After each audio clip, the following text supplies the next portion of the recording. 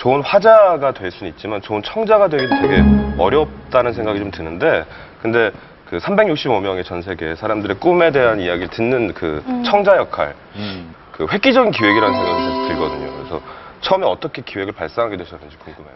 그래서 제가 그렇게 책을 쓰고 나서 많은 분들에게 이런 이메일을 받다 보니까 참 답답한 게 뭐였냐면은, 사실 저는 한 명인데 그 한 명 한 명에게 어떤 정말 적절한 영감을 줄 수는 없잖아요. 그래서 제가 이 지구상에는 70억 명이 사는데 어떻게 하면은 그 70억 가지의 가능성의 아주 일부라도 제시를 할 수 있을까라는 생각을 하다가 정말 다양한 사람들을 만나서 그들의 삶을 한번 들여다보고 그들의 꿈을 공유해보자. 그러면은 분명히 이제 꿈이 없는 사람들은 이런 사람들을 보면서 세상에 저런 일도 할 수 있는 거구나, 이렇게 생각을 할 수 있는 거고, 반면에 내가 뭐 돈이 없어, 아니면은 뭐 학벌이 딸려, 이런 고민을 하시는 분들은 자기보다도 훨씬 더 어렵게 살지만 그럼에도 불구하고 꿈을 가지고 노력하는 분들을 보면서 자극을 받을 수 있을 거라는 생각을 했어요.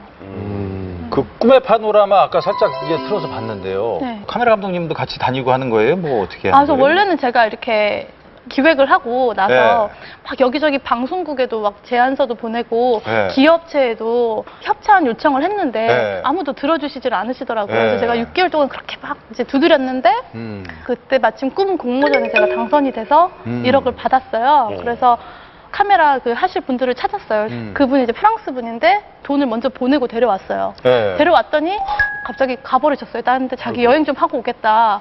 그러면서 정작 일은 안 하시고 그냥 가버리셔서 굉장히 제가 그때 힘들었었거든요. 돈만 받고 갔다고요? 네, 그래서 결국은 돈도 안 돌려주고 도망가셨어요. 제가 그래서 오히려 혼자서 다 찍고 돌아다녔죠. 근데 이제 그러다 보니까 오히려 더 현지에서 많은 분들이 도와주셨어요. 그래서 제가 가는 곳곳마다 현지인들이 뭐 잠자는 곳뿐만 아니라 막 밥도 먹여주시고 촬영이라든지 이런 다양한 일들을 도와주셔서 되게 이제까지 성공적으로 잘 마칠 수 있었던 것 같아요.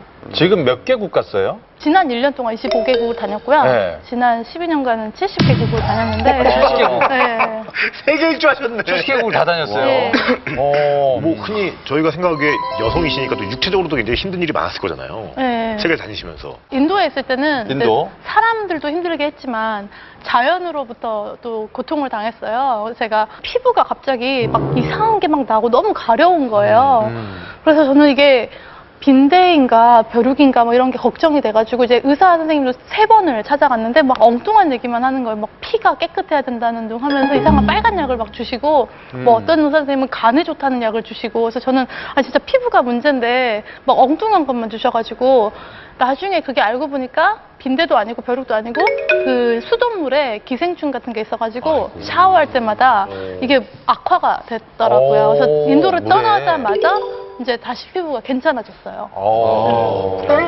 진짜 그런 이야기들도 그렇지만 안타까운 일도 굉장히 많겠어요. 굉장히 많죠. 예를 들면 네팔에 1년에 25,000명이 인신매매가 돼서 성노예로 전 세계에서 살고 있거든요. 그런 일들이 저는 정말 이게 남의 일이라고만 또 생각을 했었는데 막상 가서 만나보니 참 너무 안타깝더라고요. 근데 더 안타까웠던 일은 중국에서 지금 그 탈북 여성들이 지금 이게 인신매매를 당하고 있어요. 그래서 제가 탈북자분도 한 번 인터뷰를 했었는데 지금 중국에 떠도는 탈북자가 이미 20만 명인데 여자분들은 상당수가 인신매매 브로커를 통해서 술집에 팔려가거나 아니면 어디 시골에 남자들에게 이제 결혼을 하는데 사실상 감금당하거나 뭐 정말 비인간적인 삶을 살고 있거든요. 그래서 굉장히 안타까운 일이 굉장히 많았었어요.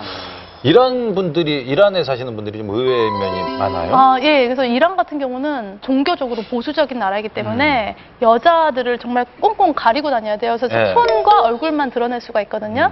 근데 막상 집에 가잖아요. 여자들이 막 거의 다 벗고 있어요. 가면은 집에서는 오히려? 예, 그러니까 겉으로는 막 차도를 이렇게 쓰고 다니는데 집에 가면 막 핫팬츠에 네. 막 다 드러내는, 몸매 다 드러내는 그런 옷을 입고 생활을 하더라고요. 그래서 아버지 어머니 다 계시는데요? 예. 뭐 이렇게 제가 모르면 왜 그래요? 이렇게 옆에서. 그러게요. 너무 깜짝 놀랐네. 그래서 저희 이란 친구들이 이제 그 지하에 스튜디오를 하나 가지고 있어요. 그래서 거기에 차도를 입은 여자들이 딱 그렇게 도착을 해서 돌아와서 차도를 짜잔 하고 벗으면 아주 막 섹시한 드레스를 입고 막 사진 촬영을 막 해요. 네. 아이고. 예. 이런 얘기는 정말 처음 들었네요. 그래요. 네, 사실 이제 인터뷰하기 전에도 소통 많이 했겠지만 그 뒤에도 소통은 계속 꾸준히 될 거 아니에요. 그럼요. 그리고 10년 후에 다시 가서 찍겠다는